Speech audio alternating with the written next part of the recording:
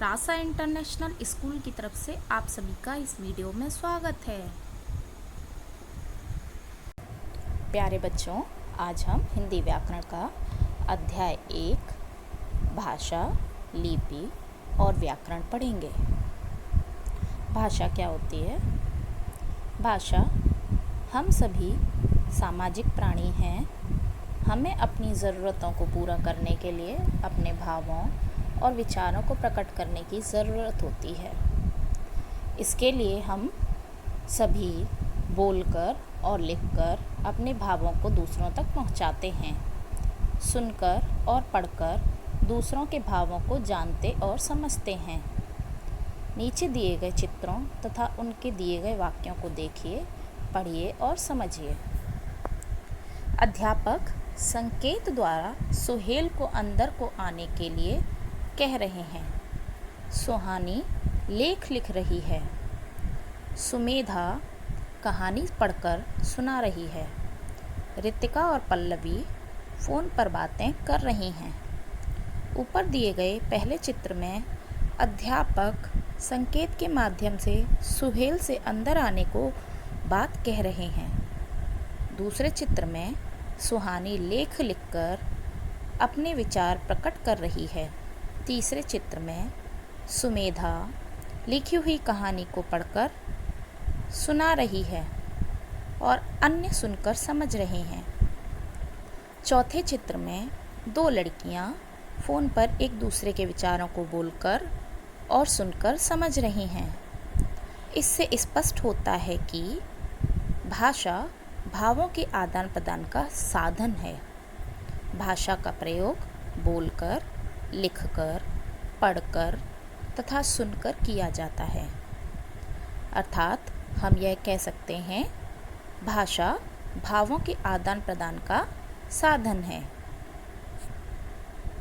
कभी कभी हम संकेत द्वारा भी अपनी बात कहते हैं, परंतु इसे भाषा का रूप नहीं माना जाता है।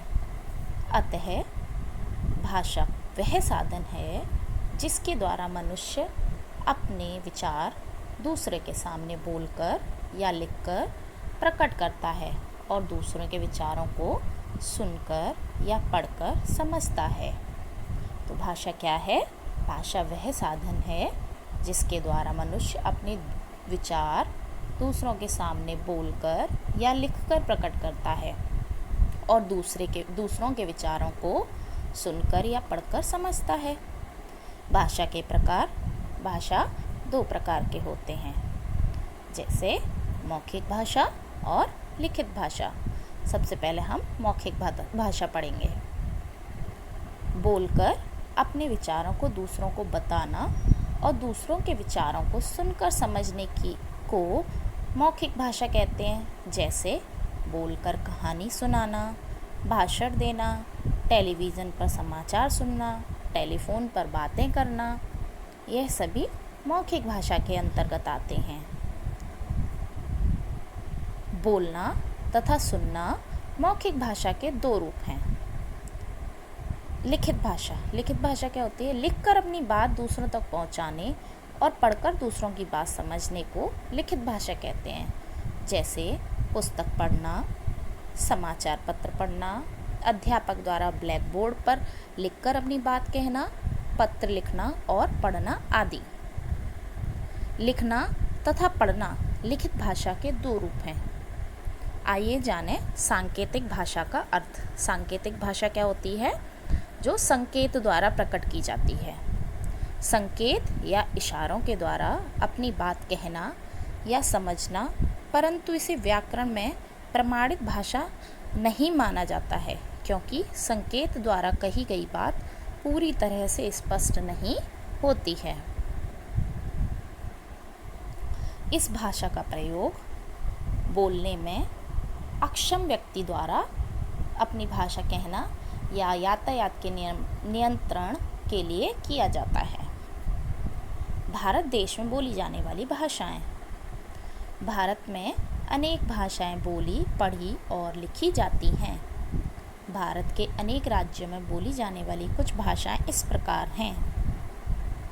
पंजाब पंजाबी, उत्तर प्रदेश हिंदी, पश्चिम बंगाल बंगाली, महाराष्ट्र मराठी, हरियाणा हरियाणवी, गुजरात गुजराती, तमिलनाडु तमिल, जम्मू और कश्मीर कश्मीरी। हिंदी को 14 सितंबर 1949 को भारत के संविधान में राजभाषा के रूप में स्वीकार किया गया था। कब स्वीकार किया गया था? हिंदी को 14 सितंबर 1949 को भारत के संविधान में राजभाषा के रूप में स्वीकार किया गया था। भारत देश में हिंदी भाषा को पढ़ने और लिखने वाले लोग अधिक हैं। इस दिन को पूरे देश में हिंदी दिवस के रूप में मनाया जाता है। हिंदी को देश की राष्ट्रभाषा भी कहा जाता है। हिंदी को देश की राष्ट्रभाषा भी कहा जाता है। अन्य भाषाएं बोली जाती हैं वह हैं, इसके अलावा विश्व में अनेक भाषाएं बोली जाती हैं और लिखी भी जाती हैं, जैसे चीन में चीनी, जापान में जापानी, फ्रांस में फ्रांसीसी, इंग्लैंड में अंग्रेजी, जर्मन में जर्मनी, पुर्तगाल में पुर्तगाली आदि। अंग्रेजी भाषा का प्रयोग पूरे विश्व में किया जाता है, इसलिए इसे अंतर्राष्ट्रीय भाषा भी कहा जाता है।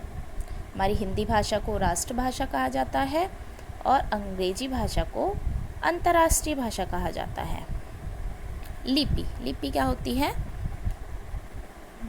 मौखिक ध्वनियों को स्थायी तथा लिखित रूप प्रदान करने के लिए प्रत्येक भाषा में चिन्ह निश्चित किए गए हैं। इन चिन्हों को लिपि कहते हैं।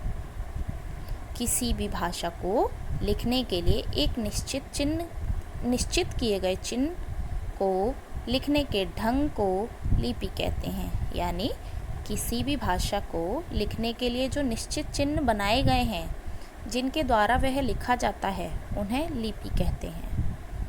प्रत्येक भाषा की अपनी एक लिपि होती है तथा उसके लिखने का ढंग भी अलग अलग होता है। संस्कृत, मराठी और हिंदी भाषा की लिपि देवनागरी है। अंग्रेजी भाषा की लिपि रोमन है। पंजाबी की लिपि गुरमुखी तथा उर्दू की लिपि फारसी है। अब जानते हैं व्याकरण क्या होता है। व्याकरण, नीचे लिखे वाक्यों को ध्यानपूर्वक पढ़िए और समझिए कि ये वे शुद्ध हैं या अशुद्ध। घोड़ा तेज दौड़ती है। मोहन छत पर गिर पड़ा। रावण लंका का राजा था। किसी को झगड़ा मत करो। ऊपर दिए गए प्रत्येक वाक्य में कोई न कोई अशुद्धि है। इन वाक्यों के शुद्ध रूप इस प्रकार हैं। घोड़ा तेज दौड़ता है। मोहन छत से गिर पड़ा। रावण लंका का राजा था। किसी से झगड़ा मत करो। भाषा के शुद्ध रूप का ज्ञान हमें व्याकरण से ही मिलता है। इस प्रकार हम कह सकते हैं कि व्याकरण वह शास्त्र है जिसके द्वारा हम भाषा को शुद्ध रूप से बोलना, पढ़ना और लिखना सीखते हैं। तो व्याकरण क्या है? व्याकरण वह शास्त्र है जिसके द्वारा हम भाषा को शुद्ध बोलना, पढ़ना और लिखना सीखते हैं। इसी प्रकार व्याकरण के 3 अंग हैं: वर्ण विचार, शब्द विचार तथा वाक्य विचार। व्याकरण के 3 अंग कौन कौन से हैं? वर्ण विचार, शब्द विचार और वाक्य विचार।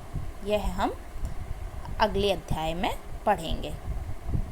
तो आज हमने हिंदी व्याकरण का प्रथम अध्याय पढ़ा। इसका नाम था भाषा, लिपि और व्याकरण। नेक्स्ट वीडियो में हम दूसरा टॉपिक पढ़ेंगे। तब तक के लिए धन्यवाद।